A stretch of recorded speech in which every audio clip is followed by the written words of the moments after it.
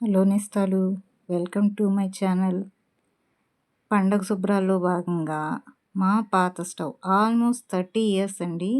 మొత్తం అంతా క్లీన్ చేసి, జిడ్డు ఎలా పట్టిందంటే పాత రేకుతో క్లీన్ చేసి ఇలాగా ఆయిల్ అంతా పోయేలాగా తుడుచుకున్నాను.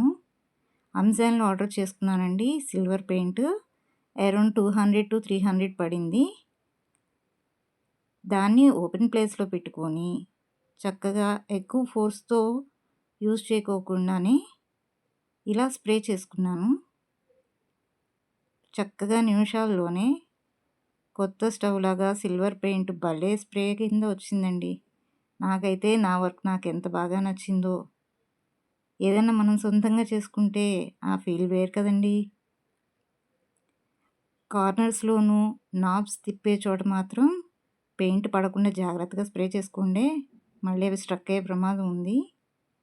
ఒక్క 20 నిమిషాలు ఆరనిచ్చాక ఇదిగోండి స్ప్రే చేసిన తర్వాత చూడండి ఎలా ఉందో. 30 ఏళ్ల నాటి ఓల్డ్ స్టవ్ చెక్మని పెళ్లి కూతురులా రెడీ అయిపోయిందా? అదేలేండి ముసలమ్మకు పట్టు చీరలాగా, అంతే కదా. కానీ వస్తువును పడేయటం ఎందుకు నాకు ఇష్టం ఉండదండి. దాన్ని ఇలాగ చేస్తూ ఉంటాను. నా వర్క్ నచ్చితే ప్లీజ్ సబ్స్క్రైబ్. చూడండి 10 నిమిషాల్లో 30 ఏళ్ల నాటి స్టవ్ చక్కగా కొత్తగా వాడుకోవడానికి రెడీ. Thanks for watching.